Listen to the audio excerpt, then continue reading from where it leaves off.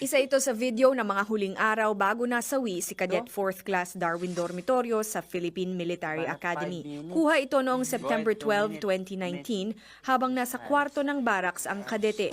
Kasama niya ang buddy na si Cadet 3rd Class Shalimar Imperial na nag-record ng video. Habang nasa likuran si 3rd Class Felix Lumbag. Si Imperial mismo ang nag-utos kay dormitoryo na magbigay ng mensahe para sa kanyang girlfriend. Mahal na mahal kita, tapos huwag kang mag-aalala sa akin dito, okay lang ako, tapos sana okay ka lang din. May pahabol din siyang mensahe para sa alaga niyang aso. 10 seconds left.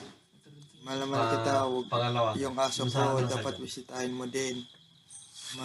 Kung gusto mong mapakita ng pagmamahal mo, bigyan mo lang sa aso ko. Maya-maya, inutusan naman siya ni Imperial na kumanta. Banat kantahan mo siya ng pinakagusto mong kantang para sa kanya. Toot!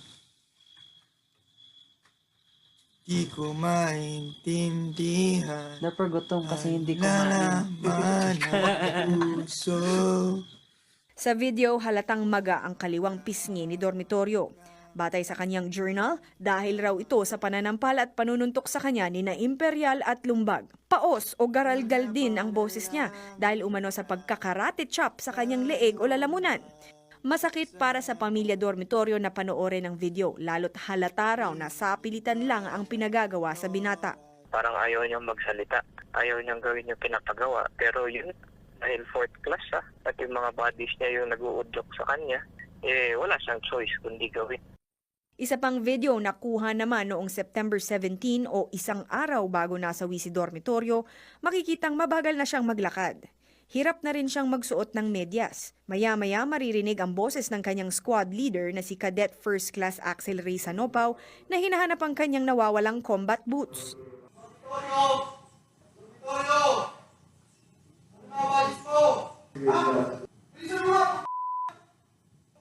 Hindi man kita sa video pero maririnig ang mga sigaw at tila pananakit kay dormitoryo.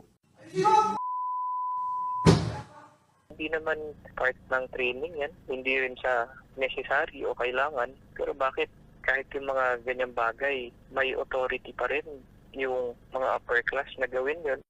Para naman sa Armed Forces of the Philippines, walang magbebenepisyo sa pagkalat ng video dahil lalo lang itong makakadagdag sa sakit ng PMA at pamilya dormitoryo. Hayaan na lang daw na maghilom ang kalooban ng mga ito. Pero hindi kontento ang pamilya dormitoryo sa sagot ng AFP. May pagkakataon daw kasi sanang maisalba pa ang buhay ni Darwin pero nagpabaya ang PMA. Hanggang ngayon din daw ay hindi pa humihingi sa kanila ng patawad ang dating pinuno ng Academy. The family hasn't even healed yet. Hindi pa namin nakakamit yung hustisya. Umaaksyon. Patricia Mangune.